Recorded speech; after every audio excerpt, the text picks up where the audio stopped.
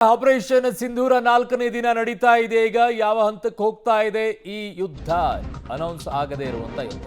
ಪಾಕ್ ಪ್ರಚೋದಿತ ದಾಳಿಯಲ್ಲಿ ಆಂಧ್ರದ ಸೈನಿಕ ಮುರಳಿ ನಾಯಕ್ ಹುತಾತ್ಮರಾಗಿದ್ದಾರೆ. ಬೆಂಗಳೂರು ಮೂಲಕ ಆಂಧ್ರಕ್ಕೆ ತೆರಳಲಿರುವಂತಹ ಯೋಧನ ಪಾರ್ಥಿವ ಶರೀರ. ಪಾಕ್ ಪ್ರಚೋದಿತ ದಾಳಿಯಲ್ಲಿ ಆಂಧ್ರದ ಸೈನಿಕ ಮುರಳಿ ನಾಯಕ್ ಹುತಾತ್ಮರಾಗಿರೋದು. ಬೆಂಗಳೂರು ಮೂಲಕವಾಗಿ ಆಂಧ್ರಕ್ಕೆ ಯೋಧನ ಪಾರ್ಥಿವ ಶರೀರ ತೆರಳಲಿದೆ. ಅವ್ರಿಗೇನು ಗೌರವವನ್ನು ಕೊಡಬೇಕಾಗಿದೆಯೋ ಆ ಗೌರವವನ್ನು ಕೊಡಬೇಕು.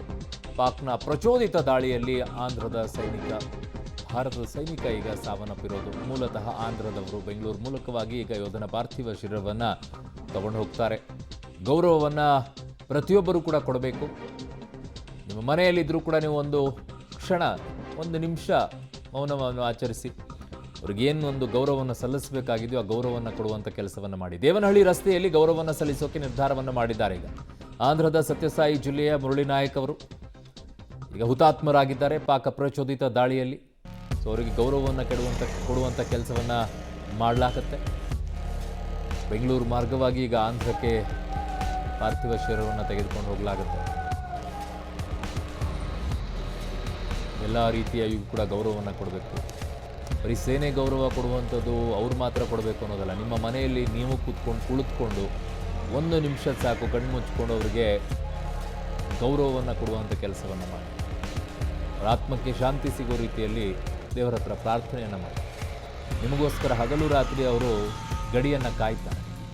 ನಿಮಗೋಸ್ಕರ ವೈರಿಗಳಿಂದ ರಕ್ಷಣೆ ಮಾಡ್ತಾರೆ, ನೀವು ನೆಮ್ಮದಿಯಾಗಿರೋದಕ್ಕೋಸ್ಕರ. ಅಂಥವರಿಗೆ ಒಂದು ನಿಮಿಷ ಕೊಡೋಕ್ಕಾಗಲ್ಲ. ಮನೆಯಲ್ಲಿ ಕೂತ್ಕೊಂಡೇ ಕೊಡಿ. ಭಾಳಷ್ಟು ಜನ ನೋಡಿ ಪಾಪ ಹಂಗಾಗಬಾರ್ದಾಗಿತ್ತು, ಹಿಂಗಾಗಬಾರ್ದಾಗಿತ್ತು. ಹಂಗಲ್ಲ, ಕೂತ್ಕೊಳ್ಳಿ. ಒಂದು ನಿಮಿಷವನ್ನು ಅವರಿಗಂತ ನೀಡಿ. ಒಂದೇ ಒಂದು ನಿಮಿಷ ನಿಮಗೆ ಕೇಳ್ತಾ ಇರುವಂಥದ್ದು. 24 ಗಂಟೆಯಲ್ಲಿ ನಿಮಗೆ ಕೇಳ್ತಾ ಇರುವಂಥದ್ದು ಒಂದು ನಿಮಿಷ ಅವರಿಗೋಸ್ಕರ ಮೌನವನ್ನು ಆಚರಿಸಿ ಪ್ರಾರ್ಥನೆಯನ್ನು ಮಾಡಿ. ಅವರಿಗೊಂದು ಗೌರವವನ್ನು ಕೊಡಿ. ನೀವೆಲ್ಲಿ ಕುಳಿತಿದ್ರು ಅಲ್ಲಿಂದ.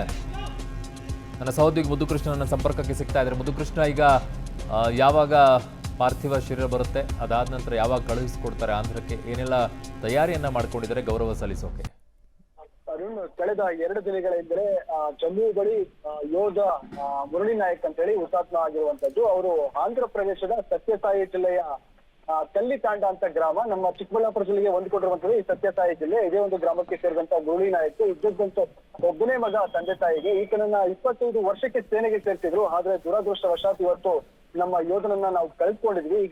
ಈಗಾಗಲೇ ಕೂಡ ಹುತಾತ್ಮ ಯೋಧನ ಪಾರ್ಥಿವ ಶರೀರ ಈಗಾಗಲೇ ಕೂಡ ಬೆಂಗಳೂರು ಕೆಂಪೇಗೌಡ ಅಂತಾರಾಷ್ಟ್ರೀಯ ವಿಮಾನ ನಿಲ್ದಾಣಕ್ಕೆ ಬಂದಿತ್ತು. ಕೂಡ ಅಲ್ಲಿ ಹುತಾತ್ಮ ಯೋಧನಿಗೆ ಅಂತಿಮ ನಮನವನ್ನ ಸಲ್ಲಿಸಿ ಸೇನಾ ವಾಹನದ ಮೂಲಕ ಮತ್ತೆ ಆಂಬುಲೆನ್ಸ್ ಮೂಲಕ ಈಗ ಚಿಕ್ಕಬಳ್ಳಾಪುರ ಮತ್ತೆ ಬಾಗೇಪಲ್ಲಿ ಮಾರ್ಗವಾಗಿ ಅವರ ಸ್ವಗ್ರಾಮಕ್ಕೆ ಕರೆದುಕೊಂಡು ಹೋಗುವಂತಹ ಕಾರ್ಯ ಆಗ್ತಾ ಇದೆ. ಈಗಾಗಲೇ ಕೂಡ ದೇವನಹಳ್ಳಿಯನ್ನ ಬಿಟ್ಟು ವೆಂಕಟಗಿರಿ ಕೋಟೆ ಬಳಿ ಬಂದಿರುವಂತಹ ಪಾರ್ಥಿವ ಶರೀರಕ್ಕೆ ಅಲ್ಲಿನ ಸಾರ್ವಜನಿಕರು ಜಮಾಯಿಸಿರುವಂತದ್ದು, ಅಲ್ಲಿ ಅಂತಿಮ ನಮನವನ್ನ ಸಲ್ಲಿಸಿರುವಂತದ್ದು. ಈಗಾಗಲೇ ಕೂಡ ಚಿಕ್ಕಬಳ್ಳಾಪುರದಲ್ಲೂ ಕೂಡ ಈಗಾಗಲೇ ಕೂಡ 100 ಜನ ಚಿಕ್ಕಬಳ್ಳಾಪುರ ನಗರ ಹೊರವಲಯದ ರಾಷ್ಟ್ರೀಯ ಹೆದ್ದಾರಿ 44 ಇದೆ, ಅಲ್ಲಿ ವಾಪಸಂದ್ರ ಸೇತುವೆ ಅಂತಿದೆ, ಅಲ್ಲಿ ಜನ ಜಮಾಯಿಸಿದ್ದಾರೆ. ಈಗಾಗಲೇ ಕೂಡ ಕೈಯಲ್ಲಿ ಗುಲಾಬಿಯನ್ನ ಹಿಡ್ಕೊಂಡು ಎಲ್ಲರೂ ಕೂಡ ಪುಷ್ಪ ನಮನದ ಮೂಲಕ ಯೋಧನಿಗೆ ಒಂದು ಅಂತಿಮ ನಮನವನ್ನ ಸಲ್ಲಿಸಬೇಕು ಅನ್ನುವಂತ ಕಾತರದಿಂದ ಜನ ಎಲ್ಲ ಕಾಯ್ತಾ ಇದ್ರೆ. ಆದ್ರೆ ಮಳೆ ಬಂದಿರುವಂತಹ ಹಿನ್ನೆಲೆ ಕೂಡ ಜನ ಈಗ ಸ್ವಲ್ಪ ಚದುರಿರುವಂತ ಕಾಣ್ತಾ ಇದ್ದಾರೆ. ಇನ್ನೇನು ಕೆಲವೇ ನಿಮಿಷಗಳಲ್ಲಿ ಯೋಧನ ಪಾರ್ಥಿವ ಶರೀರ ಏನಿದೆ ಅದು ಚಿಕ್ಕಬಳ್ಳಾಪುರಕ್ಕೆ ತಲುಪುತ್ತೆ. ಇಲ್ಲಿ ಯೋಧನಿಗೆ ಅಂತಿಮ ನಮನವನ್ನ ಸಲ್ಲಿಸುವಂತ ಕೆಲಸವನ್ನ ಇಲ್ಲಿನ ಜನ ಮಾಡೋದಕ್ಕೆ ಎಲ್ಲ ರೀತಿಯ ತಯಾರಿಗಳನ್ನ ಈಗಾಗಲೇ ಕೂಡ ಕೈಗೊಂಡಿರುವಂತದ್ದು. ಅರುಣ್.